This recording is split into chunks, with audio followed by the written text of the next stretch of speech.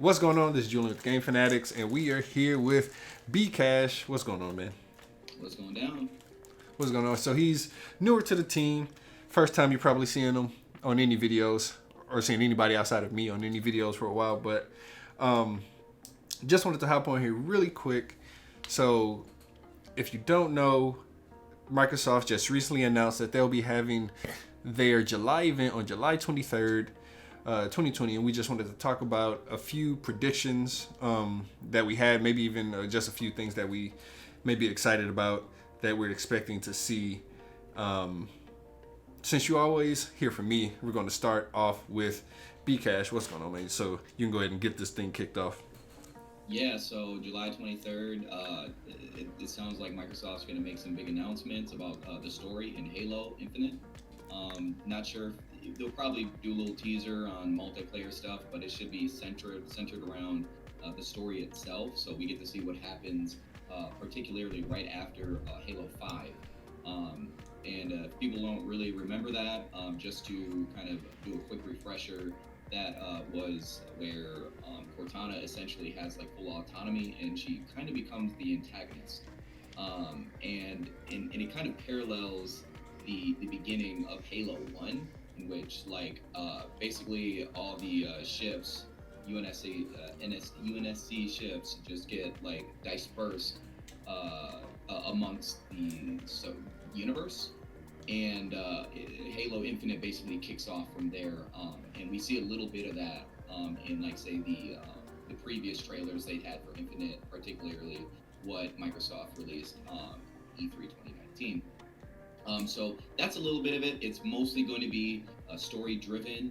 However, who knows? Microsoft may just pull one from under, a little trick under their hat or whatever it is, and we might see something that we're not expecting.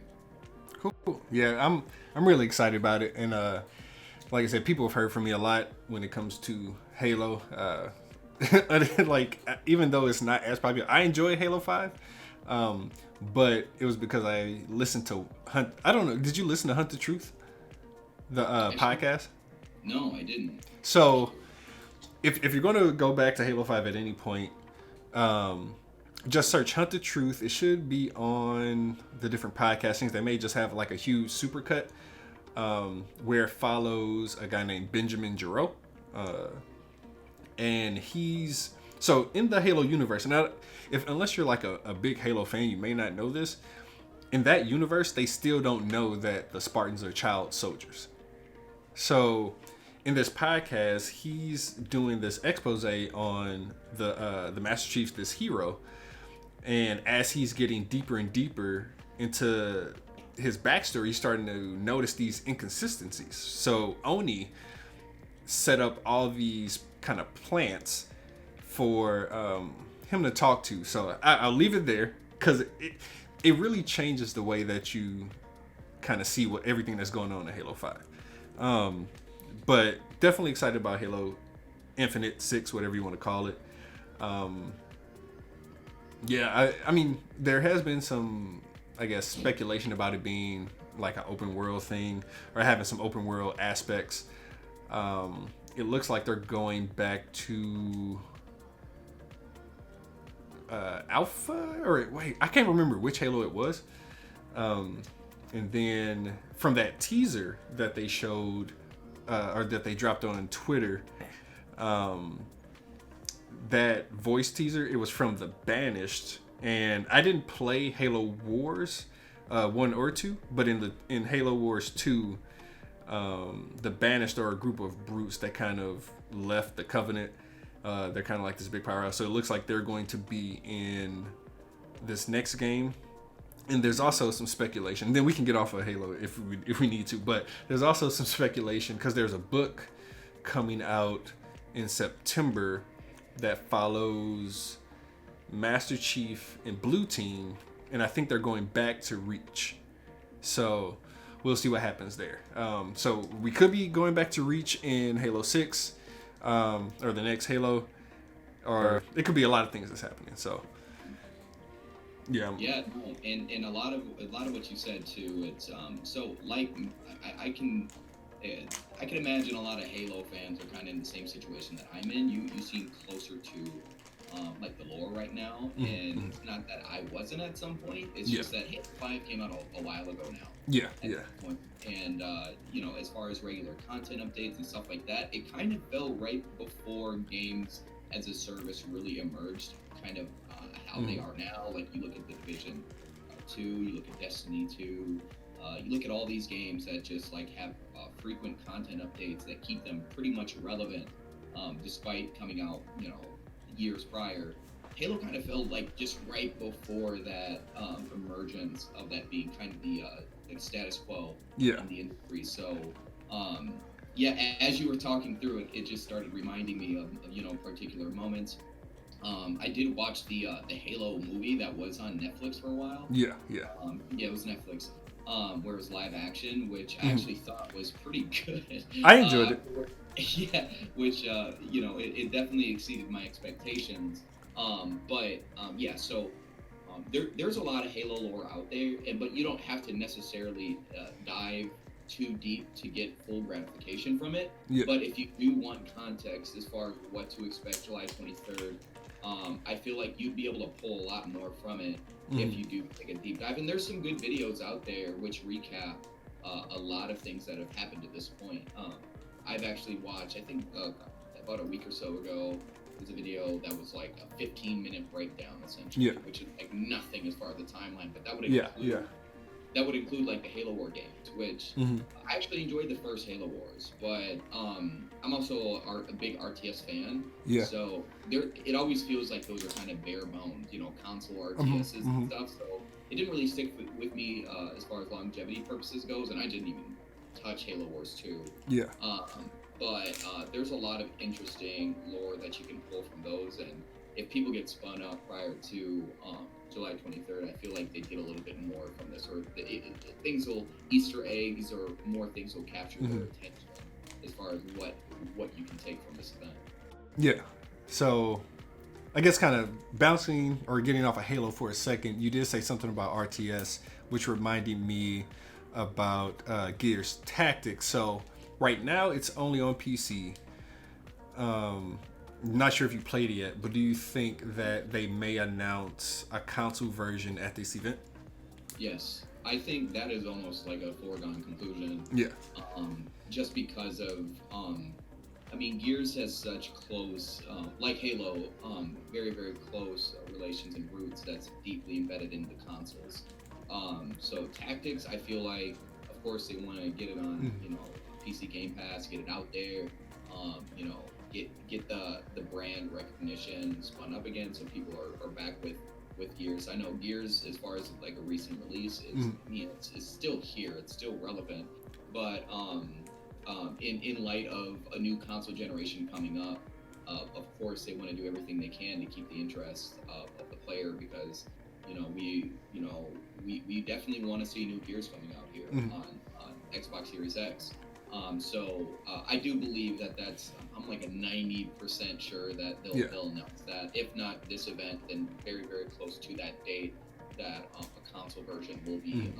Because if you play the game, it's you can imagine how simple those commands would be. Yeah. Do they have a? I didn't try it. I played with the keyboard and mouse, but do they have a controller option? I believe so. I believe you can. I like when it comes to RTS and things like that, I don't play with keyboard and mouse, but wait, what did I say? No, FPS. Sorry, when it comes to FPS, I don't play with keyboard and mouse. But it was pretty easy to just pick up the mouse and go. So, cool. So got that. So I want to try to get into some of these acquired studios and maybe even the Initiative, the new quadruple A studio. Some of the rumors coming out of just that group of new studios and old studios. So one is Perfect Dark. Yep. We have Fable. We have... Well, those are the two main rumors as far as games. Some people want a Banjo-Kazooie. But I know from the Initiative, people want like a brand new game. Yeah, State of Decay 3 as well. Oh, yeah. Speculated titles. And then another Obsidian RPG.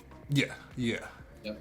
So, I like outside of that, I can't think of anything. I know now this is a long shot. So AT&T is getting rid of the Warner Media Gaming division. So for those who don't know, that would include Mortal Kombat. That would include Batman. Huge. I can't think what else is under there. Because I think you have like the Lego games. So and those are kind of multifaceted games too. Yeah. They have their own licenses. Yeah. Because they would have to get permissions and things when it comes to the superhero stuff and all that. But it would be a short period of time, but you think that Microsoft, because it's going to be a few $1 billion to acquire them. I'm not sure if you have even thought about.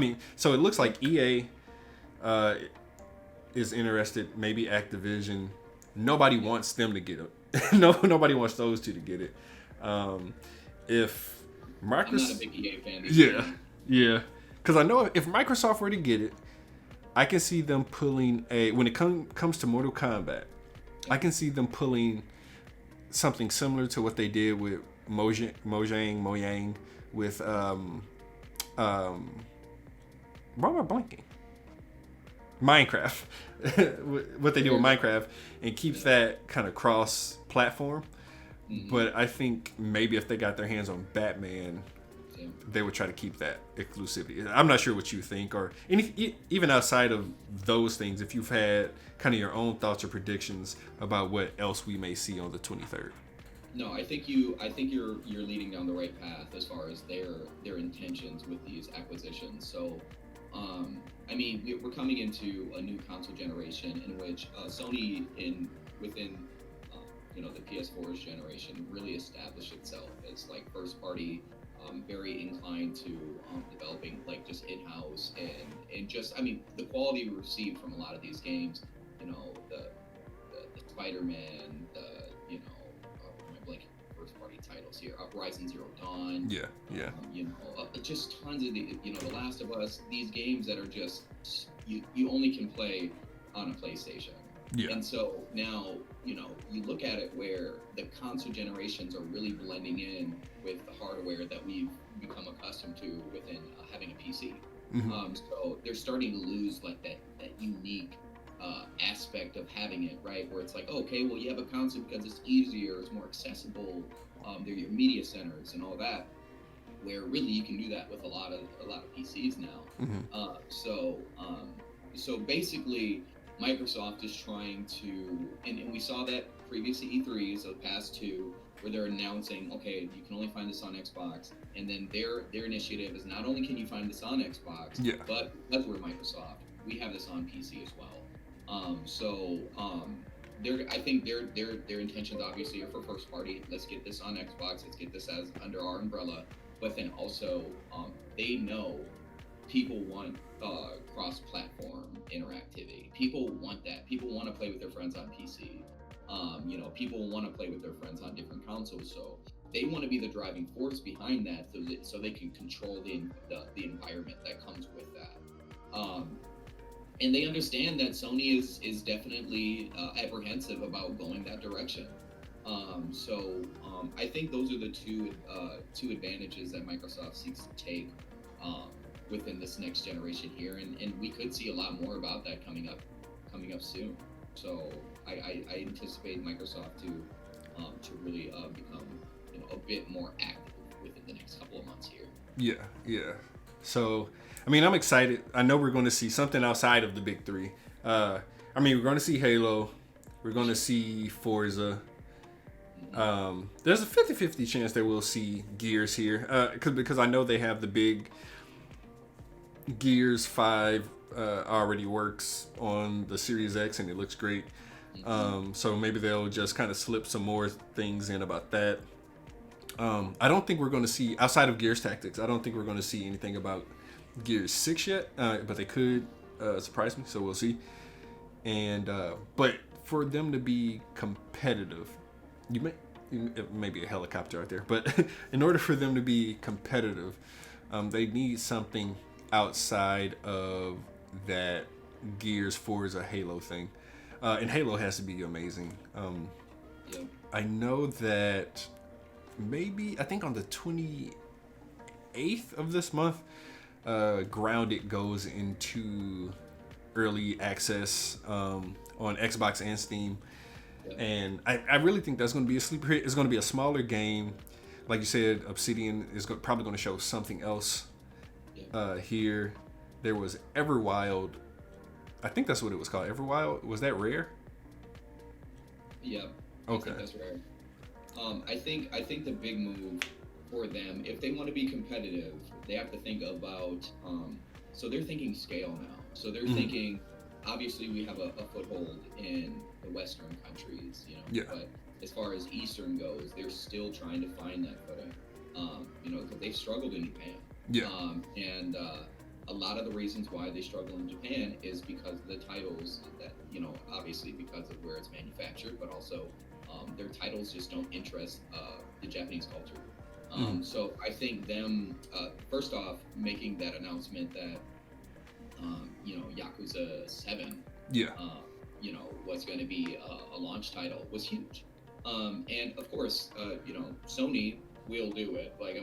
My bottom dollar goes that it also releases on the PS5. However, Microsoft beat them to the punch. A lot of that Steam, because I'm a huge Yakuza fan, and obviously my Japanese isn't good enough to play an entire 65-hour RPG, and that's being generous. It's actually a lot. I'm lowballing it. It's huge. I can't just play through a whole thing, so I'm waiting for a Western localization. And them making that announcement was huge for me, being a Sony fan. And now looking at their Game Pass, they have Yakuza 0, Yakuza Kiwami. They're gonna have Yakuza 2 on there, the remake.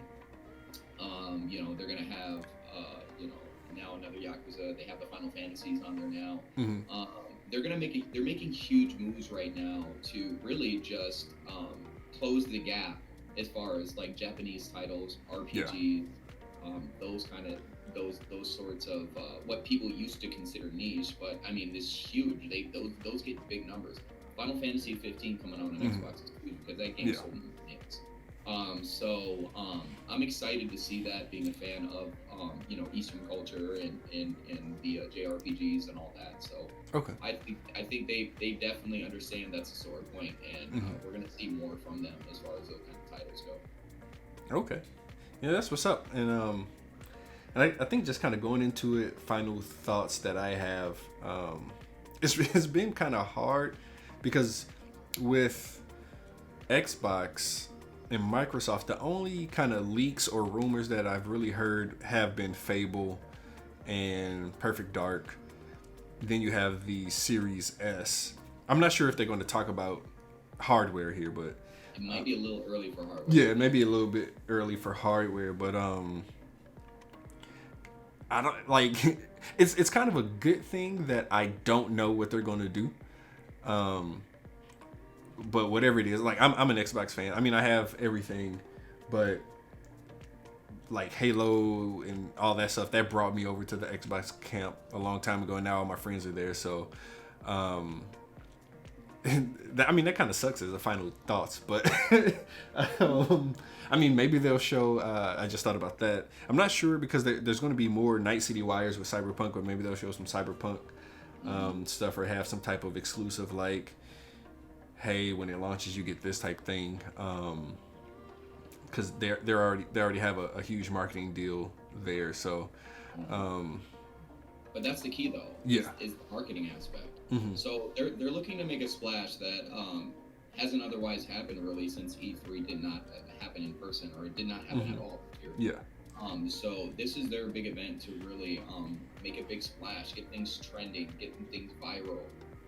They want people to talk about their platform, and that's going to be a big war between Sony and Microsoft, is who can make the biggest splash, who can actually earn the public's interest, because I'm not sure if you're following these boards or anything, these forums, but I mean, the console wars are back, and it's yeah. The memes and all that coming out, and I'm just like, me as an owner of both, I'm like, Yeah. I'm about to get both. Like, Yeah. you know, it's nice to get it like that. I understand that not everybody has it like that, but you know, me having such an investment in the industry and a love and a passion for games, that, I can't miss anything. And Xbox has things that PlayStation doesn't. And I think my thing though is really paying attention to who has that. You know, who has the power of the voice? Who's going to put it out there? Who's going to start out strong in these generations? Yeah. Because that, I mean, their competitive spirit has just been, you know, they've just been tempering it. They've just been going at it for over a decade now, and it's been great for us as consumers of media and those who love video games to experience that. So now that we're in this generation where things can go on TikTok, things can go on. You know, they can be trending on Instagram and all that things, and trying to get all these content creators on board. We're going to see a different kind of competitive spirit here. And that's the biggest thing I'm excited to see with these upcoming events. Okay. See, that was a better way to end it. So he had the better kind of like ending kind of spiel there, but I can't wait. Like you said, it's July 23rd, I believe, at 9 a.m. I'm gonna say Pacific time, which I think is 11 Central. Yeah, so maybe depending on what other work schedules look like, maybe we'll stream that or record kind of live reactions if I can get one or two other people to kind of join on. It's kind of boring with me just by myself, so get somebody else to join on that with me. But I thank you for joining me today. This has been great. I definitely want to do more of this kind of collaboration type videos, just so we can see more faces that are a part of the Game Fanatics. This has been Julian with the Game Fanatics. Of course, you all know me. My Twitter is Julian_DDP, King Julian on a lot of stuff. Where can they find you? Yep, it's Bcash. You can find me on Instagram, Twitter, all the same name, Facebook, Bcash World. Okay, that's what's up. So thanks everyone for watching. Make sure you like, subscribe, do all that jazz, and we'll see you next time. Sweet.